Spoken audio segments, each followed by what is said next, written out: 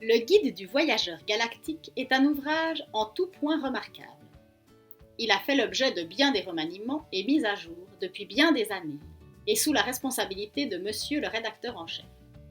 Il recueille les contributions d'innombrables voyageurs et chercheurs. Son introduction commence ainsi.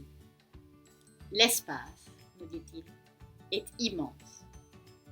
Vraiment immense. On n'a franchement pas idée de sa stupéfiante et considérablement gigantesque immensité.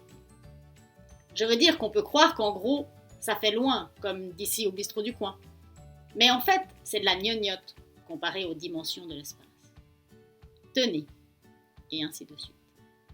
Après un moment, le style s'améliore quelque part, et le guide commence à vous dire des choses que vous avez réellement besoin de savoir, telles que le fait que Bertelsmann, cette planète fabuleusement belle, est aujourd'hui tellement préoccupée par l'effet cumulatif de l'érosion provoquée par la visite annuelle de 10 milliards de touristes, que tout déficit net entre les quantités ingérées et celles excrétées durant votre séjour y sera récupéré par ablation chirurgicale au moment de votre départ.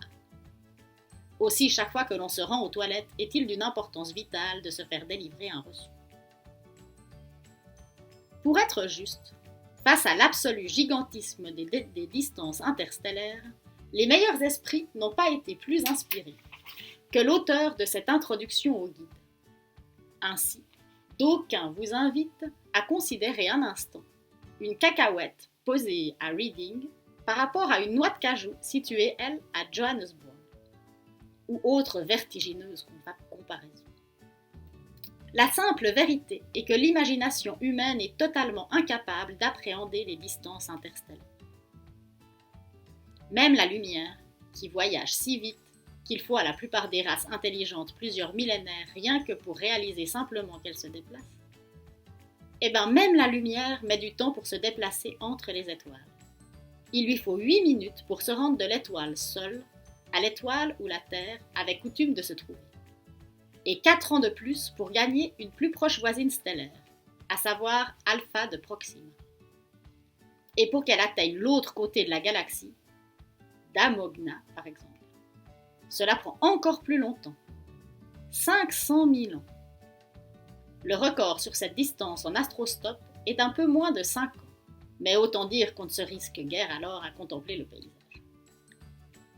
Le guide du voyageur galactique précise qu'à condition de retenir sa respiration, il est possible de survivre une trentaine de secondes dans le vide absolu de l'espace. Toutefois, compte tenu des dimensions proprement ahurissantes de celui-ci, cela revient à évaluer les chances d'être recueilli par un autre vaisseau durant ce court laps de temps à 2 puissance 267 709 contre 1. Par une coïncidence proprement ahurissante, ce chiffre est également le numéro de téléphone d'un appartement d'Islington où Arthur, invité à une soirée, avait pu faire la connaissance d'une fort charmante jeune fille, qu'il avait été totalement infoutu de raccompagner.